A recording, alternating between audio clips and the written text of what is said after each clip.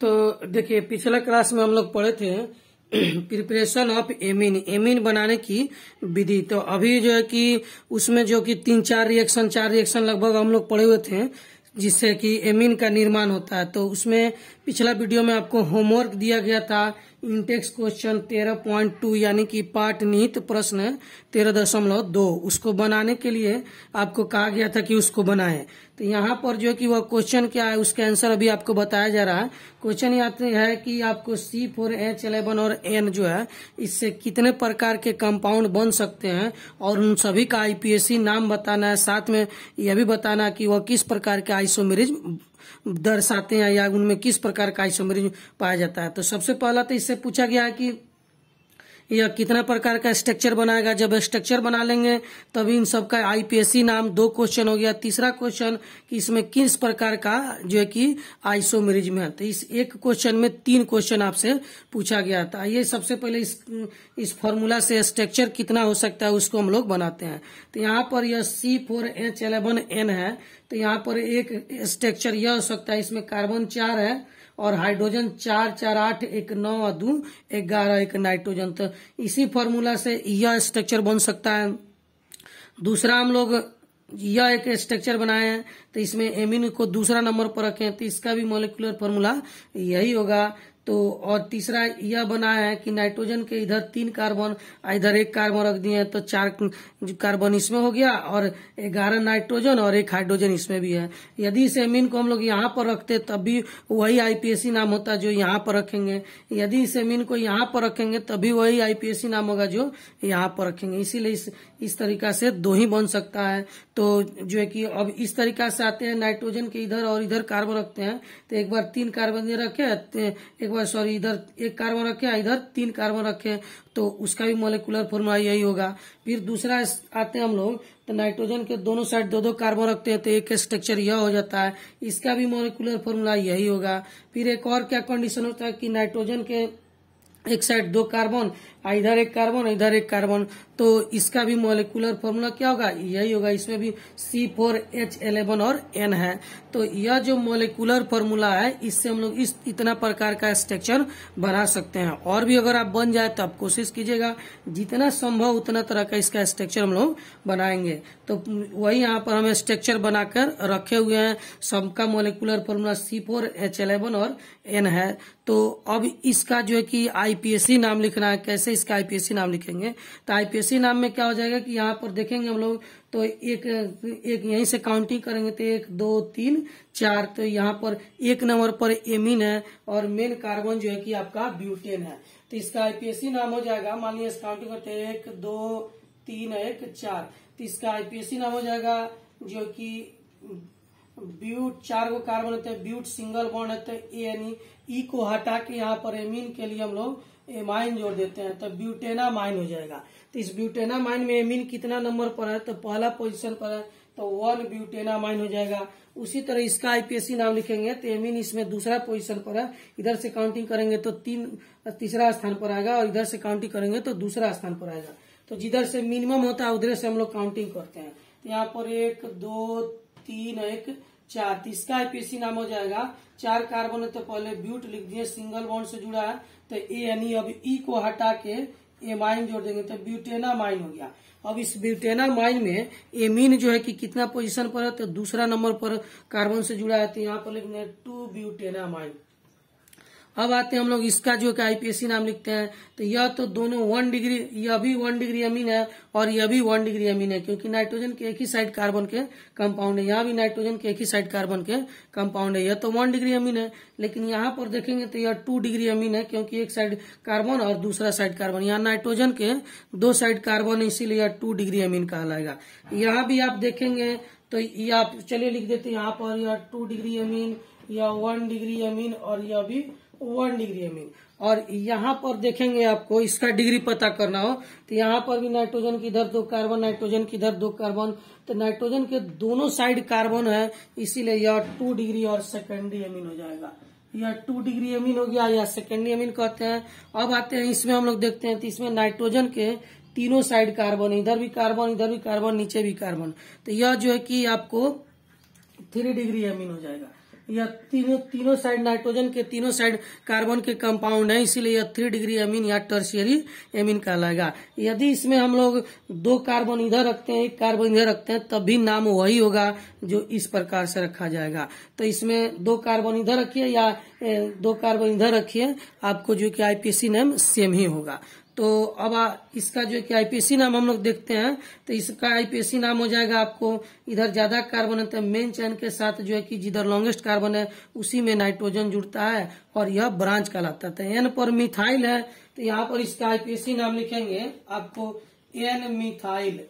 N methyl क्यों लिख रहे हैं एन मिथाइल? क्योंकि इसका मेन चेन जो हम लोग सेलेक्ट करेंगे यह हो जाएगा इसका मेन चेन।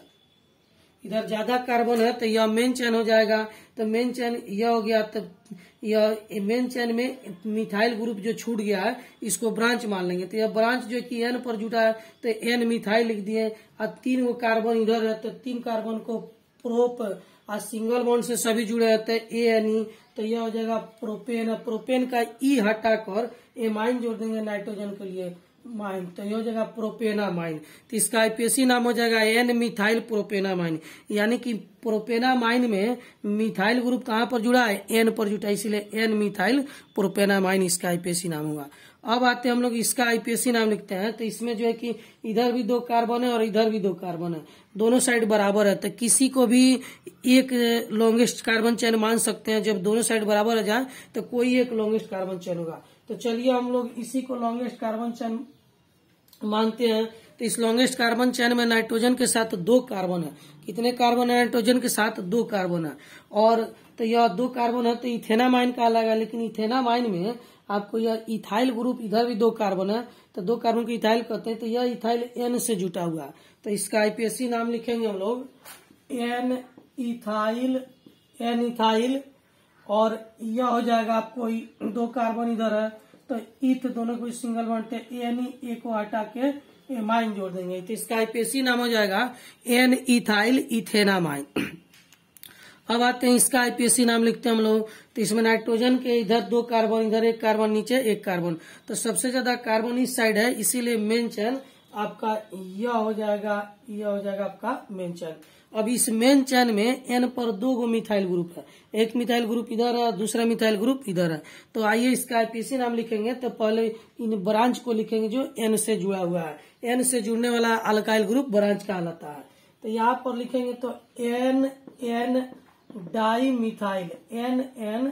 डाई मिथाइल इसका आईपीएसी नाम में लिखेंगे एन डाई मिथाइल, क्योंकि एन पर 1 मिथाइल नीचे है और एन पर 1 मिथाइल ऊपर रहते हैं। N dimethyl. अब मेन चेन आपका में 2 कार्बन है, तो मेन चेन में 2 कार्बन तो इथ दोनों के बीच सिंगल बॉन्ड है तो एन ई को हटा के एमाइन जोड़ देंगे। तो इसका आईपीएसी नाम हो जाएगा एन डाई मिथाइल इथेनामाइन। तो यह था आपका स्ट्रक्चर भी बना लिए, इस मोलिकुलर फॉर्मूला से इतना प्रकार का स्ट्रक्चर बना लिए, साथ में सबका आईपीएसी नाम देख लिए। अब जो है कि इसमें किस प्रकार का आइसोमेरिज्म शो करता है यह पता करना था। आइसोमेरिज्म आपको फर्स्ट ईयर में पढ़ाया गया था। तो यदि जिन विद्यार्थी को समझ में आए तो ठीक है, नहीं समझ में आता है तो उसके लिए आप लोग कहेंगे तो जो क्लास खुलेगा तो एक्स्ट्रा क्लास बना के आपको समझा दिया जाएगा। इसमें अभी आपको लिख देते हैं कि कैसा प्रकार का आइसोमेरिज्म होता है। तो आइसोमेरिज्म क्या होता है? तो वैसा कंपाउंड जिनका मोलिकुलर फॉर्मूला एक समान हो, वैसा कंपाउंड जिनका मोलिकुलर फॉर्मूला एक समान हो और स्ट्रक्चर फॉर्मूला भिन्न भिन्न हो, उसे आइसोमर कहते हैं और इस घटना को आइसोमेरिज्म कहते हैं। तो यहाँ पर आपको जितने कंपाउंड बना हुआ है सबका मोलिकुलर फॉर्मूला है C4H11N, यानी सबका मोलिकुलर फॉर्मूला एक समान है लेकिन स्ट्रक्चर सबका क्या क्या है? भिन्न है। तो यह सब कंपाउंड एक दूसरे के आइसोमर हुए। तो कौन कौन सा कैसा आइसोमर होगा आइए इसको हम लोग समझते हैं। तो यहाँ पर पहला और दूसरा जो है एक दूसरे का जो कि पोजीशन आइसोमर कहलाएगा, क्योंकि इसमें फंक्शनल ग्रुप पहला पोजीशन पर है, इसमें फंक्शनल ग्रुप दूसरा पोजीशन पर है। तो फर्स्ट और सेकंड जो है कि फर्स्ट एंड सेकंड कैसा आइसोमरिज्म है? पोजीशन। तो यह जो है कि पोजीशन आइसोमर है, पोजीशन आइसोमर्स है। तो यह पोजीशन आइसोमर्स हो गया पहला, और दूसरा में एमीन ग्रुप का यानी फंक्शनल ग्रुप का पोजीशन अलग अलग है, इसीलिए इसे पोजीशन आइसोमर कहते हैं। अब आते हैं यहाँ पर इसको देखते हैं। तक नाइट्रोजन के इधर और इधर, यहाँ में भी और इधर भी नाइट्रोजन के दोनों साइड कार्बन चैन का संख्या भिन्न भिन्न है। इधर 3 कार्बन है तो इधर 1 कार्बन है, इसमें इधर 2 कार्बन है तो इधर 1 कार्बन है, इधर 2 कार्बन है तो इधर 1 कार्बन, इधर कार्बन ही नहीं है। तो यदि कार्बन चैन का संख्या जो है कि फंक्शनल ग्रुप के दोनों साइड डिफरेंट हो तो इसको हम लोग अलग आइसोमेरिज्म के नाम से जानते हैं। इसको हम लोग कहेंगे मेटामेरिज्म। क्या कहेंगे इसे हम लोग? मेटामेरिज्म। तो कौन कौन मेटामेरिज्म हुआ? आपको यहाँ पर 3rd, 4th एंड 5 यह सब मेटामर्स कहलाएगा। क्या कहलाएगा? मेटामर्स कहलाएगा। क्यों मेटामर्स कहलाता है? तो मेटामर्स उस कंपाउंड को कहते हैं जिसमें फंक्शनल ग्रुप के दोनों साइड कार्बन चैन की संख्या भिन्न भिन्न हो। तो इसमें आपको 3, 4 और 5 में फंक्शनल ग्रुप के दोनों साइड कार्बन का चैन है, उसका संख्या उसमें कार्बन का भिन्न भिन्न है, इसीलिए तीनों क्या कहलाएंगे? मेटामर्स। तो आपको इस क्वेश्चन का तीनों जवाब मिल गया कि इससे फॉर्मूला से कितने कंपाउंड बनाए जा सकते हैं। तो इतने प्रकार के कंपाउंड बना सकते हैं, सबका आईपीएससी नाम लिख दिया गया और यह किस प्रकार का आइसोमेरिज्म दर्शाता है वह भी आपको बता दिया गया। अब आइए हम लोग शुरू करते हैं प्रिपरेशन ऑफ एमीन। तो पिछला क्लास में हम लोग पढ़े थे एमीन बनाने का विधि। तो 4 रिएक्शन पढ़े थे, आज 5वां रिएक्शन पढ़ने जा रहे हैं, preparation of amine from amide. तो एमाइड से एमीन कैसे बनता है आइए इसको हम लोग देखते हैं। तो यहाँ पर आपको लिखा जा रहा है कंपाउंड, आपको RCOO और NH2। तो यह जो है कि एमाइड कंपाउंड है, इसको कहते हैं हम लोग अल्काइल। इतना दूर अल्काइल है तो यह कहलाएगा अल्काइल, और यह हो गया आपको एमाइड। तो इस कंपाउंड का नाम हो जाएगा अल्काइल एमाइड। तो अल्काइल एमाइड से हम लोग यानी एमाइड से कैसे जो है कि हम लोग बनाते हैं एमीन। तो इसमें जो है कि आपको यहाँ पर एक रिड्यूसिंग एजेंट लेते हैं, लिथियम अल्युमिनियम और टेट्राहाइड्राइड। इसका नाम है लिथियम अल्युमिनियम टेट्राहाइड्राइड। तो यह बनाता है आपको एमाइड। क्या बनाएगा? RCH2 और NH2 बना दिया। तो यह जो है कि एक एमाइड से हम लोग क्या बना लिए? एमीन बना लिए। तो यह बन गया आपको अल्काइल एमीन। अल्काइल एमीन बना लिया। तो एमाइड का जो हम लोग रिडक्शन कराते हैं लिथियम अल्युमिनियम टेट्राहाइड्राइड की उपस्थिति में, तो एमाइड जो है कि एमीन में परिवर्तित हो जाता है। तो इसमें हुआ क्या? तो आप ध्यान देंगे कि सीओ ग्रुप जो यहाँ पर है, यह सीओ ग्रुप क्या चीज में चेंज कर गया है? CH2 ग्रुप में। देखिए आपको ध्यान देंगे यहाँ पर CO ग्रुप जो है, CO ग्रुप यह क्या चीज बदल गया? CH2 ग्रुप में। बाकी सेम उसी तरह से है जैसा कि रिएक्टेंट मॉलिक्यूल में था। तो एमाइड से हम लोग एमीन बना दिए। तो एमाइड से एमीन कैसे बना सकते हैं हम लोग? तो इसका रिडक्शन कराएंगे किसके उपस्थिति में? तो लिथियम अल्युमिनियम टेट्राहाइड्राइड की उपस्थिति में। यहाँ पर आपके बुक में जल भी लिखा हुआ है, तो आपको याद हो तो लिखेंगे, नहीं याद हो तो इसे नहीं भी लिख सकते हैं। तो आइए इसका मैकेनिज्म बुक में आपके नहीं दिया, हम लोग मैकेनिज्म समझते हैं कि एमाइड से एमीन कैसे बन गया, कैसे यह CO ग्रुप जो है कि CH2 ग्रुप में परिवर्तित हो गया। तो एग्जाम में मैकेनिज्म आपसे नहीं पूछा जाता है, बस आपको समझाने के लिए मैकेनिज्म बताया जा रहा है। तो यहाँ पर देखेंगे, आइए इसका हम लोग देखते हैं मैकेनिज्म। तो मैकेनिज्म में क्या होता है कि यहाँ पर RCOO और NH2 ग्रुप है। तो यह एक रिड्यूसिंग एजेंट है। इसका काम है कि रिडक्शन, यानी रिडक्शन कैसे होता है? तो हाइड्रोजन जोड़ेगा और ऑक्सीजन बाहर निकालेगा तब रिडक्शन होगा। तो यहाँ पर यह हाइड्रोजन जोड़ता है, H2 जोड़ेगा किसके उपस्थिति में? लिथियम अल्युमिनियम टेट्राहाइड्राइड की उपस्थिति में। तो यह H2 जोड़ेगा तब जो है कि इसमें आपको यह CH2 में कन्वर्ट होगा और ऑक्सीजन इससे क्या होगा? बाहर निकलेगा। तो सवाल यह कि कितना H2 यह जोड़ेगा। तो इसमें जो है कि होता क्या है कि आपको जो यहाँ पर जो है कि यह जो है कि कम से कम इसको जो है कि आपको 2 मोल हाइड्रोजन की आवश्यकता होती है, या 2 मोल हाइड्रोजन इसमें जोड़ेगा तब जाके जो है कि यह एमीन का निर्माण होगा। तो यह होता क्या है? यहाँ पर R और C और 2 H यह मिलकर बना लिया RCH2।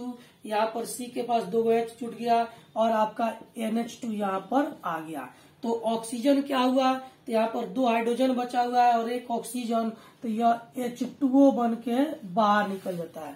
क्या बन के बाहर निकल जाता है, H2 बन के बाहर निकल जाता है। फिर से समझ लीजिए, 4 हाइड्रोजन जोड़ रहा है लिथियम एल्यूमिनियम टेट्राहाइड्राइड के द्वारा, जिसमें से 2 हाइड्रोजन यहाँ पर जुटा और 2 हाइड्रोजन और 1 ऑक्सीजन मिलकर यहाँ पर जल बना लिया। तो इस प्रकार यह इसका मैकेनिज्म है, सिंपल सा मैकेनिज्म है, जिससे कि आपको एमाइड से एमीन बनाया जा सकता है। अब इस पर आपसे एग्जाम में क्वेश्चन पूछा जाएगा। मान लीजिए यहाँ पर एक क्वेश्चन पूछा गया, आपसे पूछा जाएगा कि इसमें क्या प्रोडक्ट बनेगा बताइए। तो यहाँ पर CO और NH2 लिखा हुआ है, या फिर ऐसे नहीं लिख के शॉर्टकट में लिख सकते हैं, और तीर के ऊपर लिखा है लिथियम एल्युमिनियम टेट्राहाइड्राइड। तो आपसे पूछा जा रहा है कि क्या प्रोडक्ट बनेगा। तो आइए पहला प्रोडक्ट लिखते हैं हम लोग।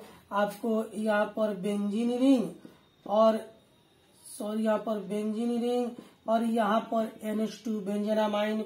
दूसरा प्रोडक्ट लिखते हैं, यहाँ पर आपको यह प्रोडक्ट हो गया अल्कोहल यानी फिनॉल। तीसरा प्रोडक्ट जो है आपका है, यहाँ पर तीसरा प्रोडक्ट जो है कि इस तरह से CH2 और NH2 है। चौथा प्रोडक्ट कहता है कि नॉन, इनमें से कोई नहीं बनेगा। तो क्या आंसर होगा आप बता सकते हैं। तो इसमें आपको स्पष्ट दिखाई दे रहा है कि इसमें क्या होता है, तो CO ग्रुप CH2 में बदल जाता है। क्या चीज बदलता है, CO ग्रुप CH2 में बदल जाता है। तो आंसर क्या हो जाएगा, आपको C हो जाएगा। तो इस प्रकार से आपसे एग्जाम में क्वेश्चन पूछा जाएगा तो आप बना सकते हैं, बता सकते हैं कि एमाइड से एमीन कैसे बनता है। अब एमाइड से एमीन बनाने के बाद हम लोग अगला रिएक्शन पढ़ने जा रहा है। एक रिएक्शन है गैब्रियल थैलमाइड रिएक्शन और दूसरा रिएक्शन है हॉफमैन ब्रोमाइड रिएक्शन। तो हॉफमैन ब्रोमाइड रिएक्शन छोटा रिएक्शन है, तो आइए पहले हॉफमैन ब्रोमाइड रिएक्शन पढ़ लेते हैं, उसके बाद लास्ट में गैब्रियल थैलमाइड रिएक्शन पढ़ेंगे, वो एक थोड़ा सा बड़ा रिएक्शन है। तो आइए लिखिए हॉफमैन ब्रोमाइड रिएक्शन। तो यहाँ पर देखेंगे, यह हॉफमैन ब्रोमाइड रिएक्शन से हम लोग एमीन बनाने जा रहे हैं। तो हॉफमैन ब्रोमाइड रिएक्शन किसे कहते हैं, तो जब एमाइड का रिएक्शन ब्रोमीन के साथ हम लोग 4 मोल NaOH की उपस्थिति में कराएंगे तो प्राइमरी एमीन यानी 1 डिग्री एमीन का निर्माण होता है। यह कितना एमीन आता है, यह 1 डिग्री और प्राइमरी एमीन का निर्माण होता है। 1 डिग्री और प्राइमरी एमीन का निर्माण होता है। इसी रिएक्शन को हम लोग प्राइमरी एमीन, इसी रिएक्शन को हम लोग हॉफमैन ब्रोमाइड रिएक्शन कहते हैं। तो इसका डिफिनीशन भी एग्जाम में पूछा जाता है। तो हिंदी मीडियम वाले क्या लिखेंगे डिफिनीशन, जब एमाइड का रिएक्शन ब्रोमीन के साथ 4 मोल NaOH के उपस्थिति में कराया जाता है तो प्राइमरी एमीन का निर्माण होता है। इस रिएक्शन को हॉफमैन ब्रोमाइड रिएक्शन कहते हैं। इसे हॉफमैन के द्वारा दिया गया था। अब इंग्लिश वाले विद्यार्थी कैसे लिखेंगे कि when amide react with bromine in the presence of 4 mole NaOH, then primary amine is formed. This reaction is called Hofmann bromide reaction. It is given by Hofmann.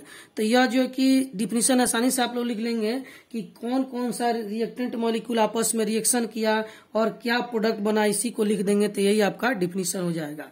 तो डिफिनीशन लिख लेंगे और एक चीज और ध्यान रखेंगे, अगर डिफिनीशन भूल गए तब इसको क्या करेंगे। तो यहाँ पर देखिए, इसका नाम, रिएक्शन का नाम है हॉफमैन ब्रोमाइड रिएक्शन। तो एक चीज यहाँ पर ध्यान देंगे, हॉफमैन तो वैज्ञानिक थे जो इस रिएक्शन के दिए थे। अब यहाँ पर BRO ब्रो है, ब्रो का मतलब ब्रोमीन, ब्रो का मतलब क्या हो गया आपको, ब्रोमीन, और एमाइड का मतलब यही आपका एमाइड है। यह अल्काइल ग्रुप जुड़ा है तो इसको हम लोग अल्काइल एमाइड भी कह सकते हैं, अल्काइल एमाइड। तो अल्काइल एमाइड, अल्काइल एमाइड। तो आप देख रहे हैं कि इस रिएक्शन का डिफिनीशन इसके नाम ही में छुपा हुआ है। यहाँ पर लिखा है हॉफमैन ब्रोमाइड रिएक्शन। तो जब ब्रोमीन का रिएक्शन एमाइड के साथ 4 मोल NaOH की उपस्थिति में कराते हैं तो इस रिएक्शन को हॉफमैन ब्रोमाइड रिएक्शन कहते हैं। तो यह डिफिनीशन इसके नाम में ही छुपा है, हॉफमैन ब्रोमाइड रिएक्शन। तो हॉफमैन रिएक्शन को दिए थे कौन कौन रिएक्शन करता है, उसमें कौन कौन सा कंपाउंड, तो BRO का मतलब ब्रोमीन और एमाइड, यानी कि यह अल्काइल एमाइड। तो ब्रोमाइड का मतलब ब्रोमीन और एमाइड का रिएक्शन जब NaOH की उपस्थिति में हो और प्राइमरी एमीन बने तो इसी रिएक्शन को हम लोग क्या कहते हैं, हॉफमैन ब्रोमाइड रिएक्शन। तो यह जो डिफिनीशन है इसके नाम में छुपा हुआ है, इसको आप लोग ध्यान देंगे तो डिफिनीशन रटने का आवश्यकता नहीं है, नाम से ही आपका रिएक्शन तैयार हो जाएगा। इससे और सिर्फ इस बात पर ध्यान देंगे, ब्रो एमाइड यानी कि ब्रोमीन और एमाइड का यह रिएक्शन है। तो इसमें होता क्या है कि एमाइड से एमीन बन जाता है, एमाइड से क्या बन जाता है, एमीन बन जाता है। तो इसमें हुआ क्या कि यहाँ पर जो CO ग्रुप है, या जो CO ग्रुप है वह इसमें से अब एब्सेंट हो गया। तो CO ग्रुप एब्सेंट हो जाता है, NH2 जाके इसमें जुड़कर यह कंपाउंड बना लेता है। अब सवाल यह है कि बाकी सब जो रिएक्टेंट मॉलिक्यूल है वह कहाँ चला गया, वह क्या करता है, वह कहाँ गया। तो आइए अब मैकेनिज्म से क्लियर होगा कि बाकी सब कहाँ चला गया। तो फिर से आपको बता रहे हैं, मैकेनिज्म बुक में दिया नहीं है, थोड़ा बहुत आपको मैकेनिज्म बताया जा रहा है ताकि आप अच्छे से रिएक्शन को समझ जाए। तो यहाँ पर देखिए लिखते हैं इसका मैकेनिज्म। तो मैकेनिज्म में क्या है कि एमाइड का रिएक्शन कराना है। तो यहाँ पर RCOO और NH2 है, इसका रिएक्शन ब्रोमीन से कराना है। किसके साथ? तो 4 मोल NaOH जो है कि के साथ कराना है। इसके उपस्थिति भी हम लोग कह सकते हैं या साथ भी कह सकते हैं, यह रिएक्शन में भाग लेता है। तो 4 मोल NaOH के साथ रिएक्शन कराते हैं तो इसमें क्या प्रोडक्ट बनता है, तो आइए यहाँ पर देखते हैं। तो देखिए इसमें होता क्या कि 2 ब्रोमीन और 2 सोडियम, यह सबसे पहले 2 NaBr बनकर बाहर निकल जाता है। तो 2 ब्रोमीन यहाँ से निकल गया और 2 सोडियम यहाँ से निकल गया, तो 2 NaBr क्या हो गया, बाहर निकल गया। अब क्या होता है, तो यहाँ पर 2 सोडियम अभी भी बचा हुआ है। तो 2 सोडियम को हम लोग लिखते हैं ऐसे Na2, यानी 2 सोडियम बचा है। तो टोटल 4 सोडियम निकल गया, 2 सोडियम यहाँ, 2 सोडियम यहाँ पर। तो अब जो है कि इसमें से एक CO ग्रुप निकलता है NO2 के साथ। तो इसको CO को हम लोग लिख देते हैं NO2 के साथ। तो NO2CO3 हम NO2 CO ग्रुप लिख दिए। 2 सोडियम इसका और CO ग्रुप यहाँ से निकलकर यहाँ पर आ गया। तो अब जो है कि यह क्या बच गया, तो जब CO ग्रुप निकल जाएगा तो NH2 जाके इसमें जुड़ जाएगा। तो यह बना लेगा आपको R और NH2 यानी कि एमीन बना लिया, जो कि हम लोग को एमीन यहाँ पर बनाना था। तो देखिए एमीन बन गया। अब सवाल है कि इसमें जो है कि इस कंपाउंड में 4 सोडियम था, तो 2 यहाँ पर 2 यहाँ पर चला गया। अब इसमें जो है कि आपको जो है कि ऑक्सीजन कितना है, तो ऑक्सीजन इसमें 4 ऑक्सीजन है, 4 से गुना है। तो इसमें से जो 4 ऑक्सीजन है, तो 4 में से आपको जो है कि इसमें 2 ऑक्सीजन इसमें चला जाता है। तो यह बन जाता है कंपाउंड Na2CO3 यानी सोडियम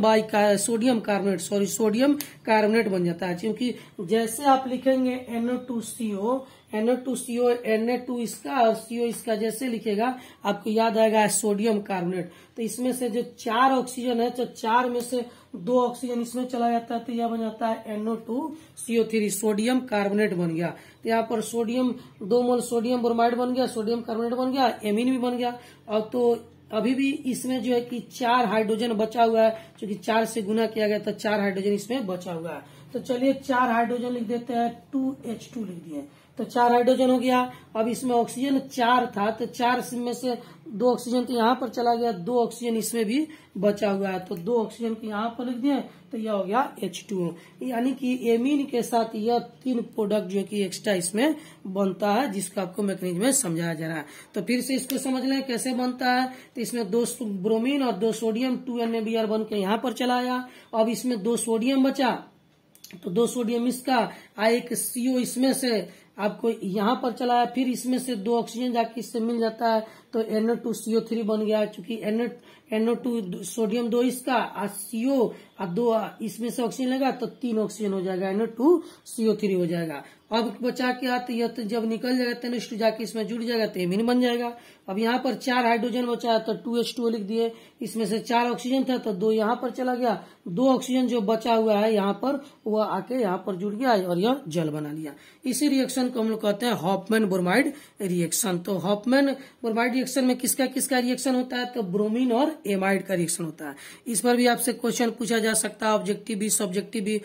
सब्जेक्टिव में आपसे रिएक्शन पूछा जाएगा कि what is Hoffmann bromide reaction, या हॉफमैन ब्रोमाइड रिएक्शन किसे कहते हैं, इसे शॉर्ट नोट लिखे। ऑब्जेक्टिव क्वेश्चन इससे क्या बन सकता है, यहाँ पर एक क्वेश्चन दिया जा रहा है आपको। मान लीजिए यहाँ पर एक क्वेश्चन दिया गया और यहाँ पर CO और NH2 है, और यहाँ पर आपका एक रिएक्शन लिख रहे हैं हम लोग जो है कि NaOBr, और यहाँ पर आपसे प्रोडक्ट पूछा जा रहा है कि इसमें कौन कौन सा प्रोडक्ट का निर्माण होगा। तो यहाँ पर पहला प्रोडक्ट लिखते हैं हम लोग, इसमें बेंजीन रिंग और यहाँ पर OH। दूसरा प्रोडक्ट लिखते हैं बेंजीन रिंग, यहाँ पर NH2। तीसरा प्रोडक्ट क्या होना चाहिए, तो बेंजीन रिंग, यहाँ पर CH2 और NH2। तो और चौथा में आपको नन, इनमें से कोई नहीं। तो यह आपका एक जो क्वेश्चन है इससे 4 जो कि ऑप्शन यहाँ पर दिया गया। तो अब पता करना कि कौन ऑप्शन सही है। तो सबसे पहले इस रिएक्शन को जब आपके सामने आएगा क्वेश्चन पेपर में तो इसको पहचानना होगा ये कौन रिएक्शन है। तो यहाँ पर दिख रहा है CONH2 यानी एमाइड है। तो यह तो क्लियर है कि यह एमाइड है। तो एमाइड का रिएक्शन किससे कराते हैं? ब्रोमीन के साथ, यानी हॉफमैन ब्रोमाइड रिएक्शन है। तो हॉफमैन ब्रोमाइड रिएक्शन में क्या होता है, यह CO ग्रुप बाहर निकल जाता है, यहाँ से CO ग्रुप बाहर निकल जाता है, NH2 जाके इसमें जुट जाएगा और यह आंसर हो जाएगा आपको बी। इसका आंसर क्या हो जाएगा? बी हो जाएगा। तो याद रखेंगे हॉफमैन ब्रोमाइड रिएक्शन में CO ग्रुप जो है कि बाहर निकल जाता है। यह एमाइड और ब्रोमीन जैसे देखिएगा आप समझिए कि हॉफमैन ब्रोमाइड रिएक्शन है, इसमें CO ग्रुप बाहर निकल कर क्या बना लेगा? एमीन बना लेगा, यानी प्राइमरी एमीन बन जाएगा। अब सवाल है कि NaOBr क्या है? यहाँ पर तो हम लोग लिखे हुए Br2,4NaOH।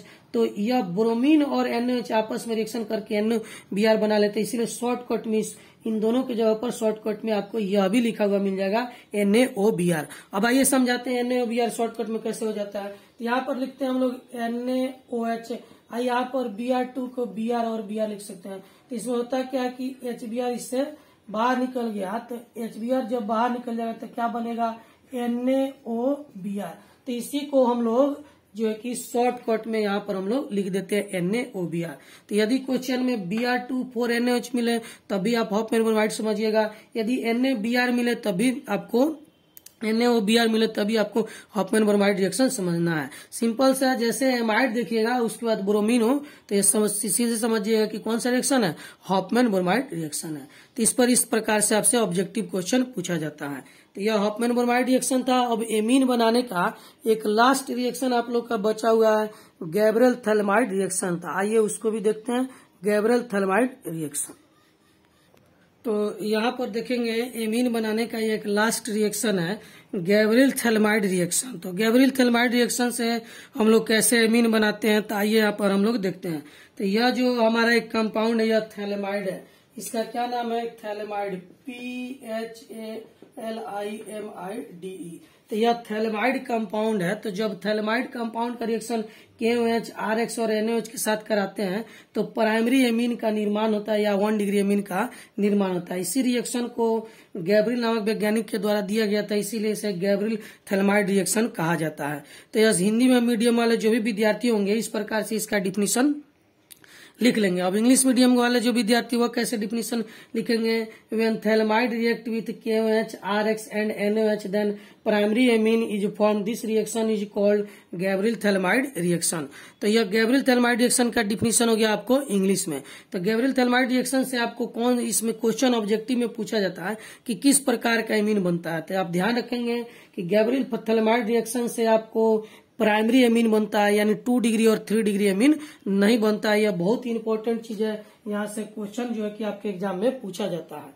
तो एक चीज का और ध्यान रखेंगे, जितने नेम रिएक्शन है आपको नेम रिएक्शन जो भी पूछे जाते हैं एग्जाम में, जहां से ऑर्गेनिक में एग्जाम में कहीं से भी क्वेश्चन आता है तो नेम रिएक्शन से ज्यादातर क्वेश्चन किया जाता है। तो नेम रिएक्शन कौन कौन होते हैं? जैसे वह रिएक्शन जो किसी वैज्ञानिक के नाम से जाना जाता है उस रिएक्शन को हम लोग नेम रिएक्शन कहते हैं। जैसे Gabriel phthalimide reaction, Hoffmann bromide reaction, Friedel craft reaction, यह एक नेम रिएक्शन है क्योंकि इन रिएक्शन को एक विशेष नाम से हम लोग जानते हैं। तो इसी रिएक्शन से ऑब्जेक्टिव में ऑर्गेनिक में क्वेश्चन पूछा जाता है या सब्जेक्टिव भी क्वेश्चन पूछा जाता है। या तो रिएजेंट पूछ दे या प्रोडक्ट पूछ दे या रिएक्शन का डिफिनीशन आपसे पूछ दे, कुछ भी पूछ सकता है, लेकिन नेम रिएक्शन से ही ज्यादातर क्वेश्चन पूछा जाता है। इसलिए जितना नेम रिएक्शन बता रहे हैं उन सबको अच्छे से आपको याद रखना है।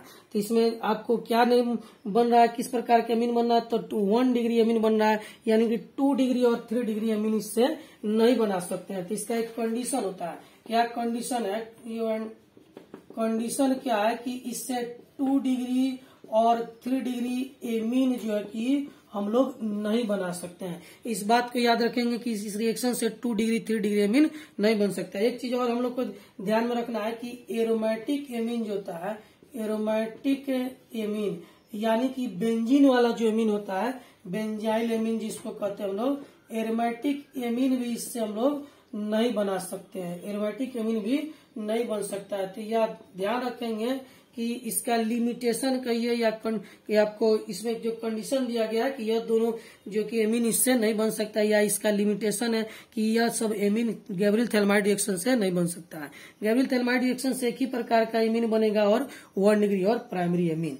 तो इस यहाँ से आपको क्वेश्चन पूछता है कि एरोमेटिक एमीन क्यों नहीं बन सकता है। तो एरोमेटिक एमीन इसलिए नहीं बन सकता है कि यह एक बल्की ग्रुप है और यह भी एक बल्की ग्रुप है, जब इसमें जोड़ते हैं तो रिपल्सन होता है और उसी कारण से यह नहीं बन सकता है। एक रीजन और है जो इसका मैकेनिज्म हम लोग समझेंगे तब जो है कि समझ में आएगा कि एरोमेटिक एमीन क्यों नहीं बन सकता है और 2 डिग्री 3 डिग्री एमीन क्यों नहीं बन सकता है। तो इन दोनों चीज को समझना होगा, तो उसके लिए हम लोग को इसका मैकेनिज्म देखना होगा। तो मैकेनिज्म देखेंगे तब जाके हम लोग को समझ में आएगा कि गैब्रियल थेल्माइड रिएक्शन से 2 डिग्री 3 डिग्री एमीन क्यों नहीं बनता है और प्राइमरी एमीन ही बनता है, सेकेंडरी टर्शियरी क्यों नहीं बनता है और एरोमेटिक एमीन क्यों नहीं बनता है। तो इसका जो मैकेनिज्म है वह बहुत इंपॉर्टेंट है यह समझने के लिए कि गैब्रियल थेल्माइड रिएक्शन से 2 डिग्री 3 डिग्री एमीन नहीं बनता है, एरोमेटिक एमीन भी नहीं बनता है। इसका क्या कारण, इसका सब जवाब इसका छुपा हुआ है मैकेनिज्म में। तो मैकेनिज्म जो है इसका थोड़ा सा बड़ा है, 3 स्टेप में है। आप देख रहे हैं कि यहाँ पर जो है कि कंपाउंड है तो पहले यह रिएक्शन करता है, उसके बाद यह, उसके बाद फिर